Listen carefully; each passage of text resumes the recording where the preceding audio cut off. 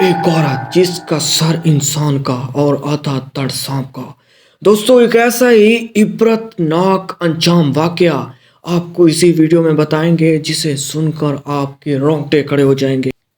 کئی سال پہلے ایک گاؤں میں زینب نام کی عورت رہتی تھی۔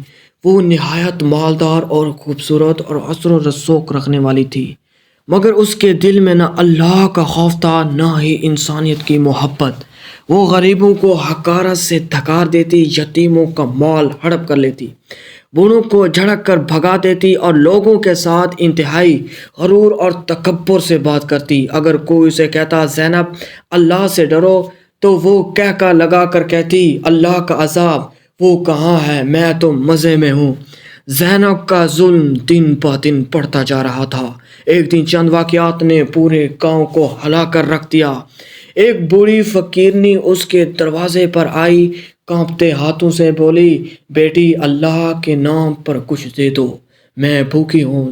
زینب غصے سے کہا دفع ہو جا، یہ خیرات کا گھر نہیں۔ بوڑھی نے آنسوں کے ساتھ دعا کے لیے ہاتھ اٹھائے اور کہا بیٹی تو ظلم سے باز آ جا ورنہ اللہ کی پکڑ سے نہ بچ سکے گی۔ مگر زینب نے کہکا لگا کر اور نوکروں سے کہا اسے دھکا دے کر نکالو۔ نوکر اس بوڑھی کو زبردستی دھکیل کر باہر لے گئے اور وہ زمین پر گری۔ جاتے جاتے وہ بس ایک بات کہہ رہی تھی اللہ دیکھ رہا ہے، اللہ دیکھ رہا ہے۔ زینب کے پاس ایک یتیم بچی کی زمین تھی جو اس کے مرنے والے والد نے چھوڑی تھی۔ وہ بچی گڑ گڑائی بی بی یہ زمین میں آخری سہارا ہے۔ مگر زینب نے ہنستے ہوئے کہا اب یہ میری زمین ہے اور تم کچھ نہیں کر سکتی۔ بچی روتی رہی مگر زینب نے اسے دھکار دیا۔ یہ ظلم دیکھ کر گاؤں کے امام نے زینب کو سمجھانے کی کوشش کی بیٹا یہ دنیا عارضی ہے، اللہ کے عذاب سے ڈرو۔ زینب نے ہنستے ہوئے کہا مولوی صاحب اگر اللہ کا عذاب سچا ہے تو مجھے ابھی کیوں نہیں پکڑتا۔ یہ الفاظ کہہ کر وہ چلی گئی مگر اس کی تقدیر میں کچھ اور لکھا جا چکا تھا۔ کچھ دن بعد زینب کے ساتھ عجیب اور خوفناک واقعات پیش آنے لگے۔ زینب جب رات کو سوتی تو اسے لگتا جیسے کئی سانپ اس کے کمرے میں رینگ رہے ہوں۔ جب وہ بستر سے اٹھتی تو کچھ نظر نہ آتا۔ نوکر بھی خوف زدہ تھے کہ گھر میں سانپوں کی آوازیں کیوں آ رہی ہیں، مگر زینب ہنستی اور کہتی یہ سب بکواس ہے۔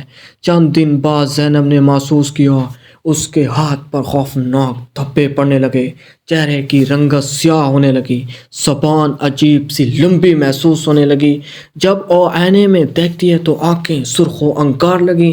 اب ہر رات زینب ڈراؤنے خواب دیکھنے لگی۔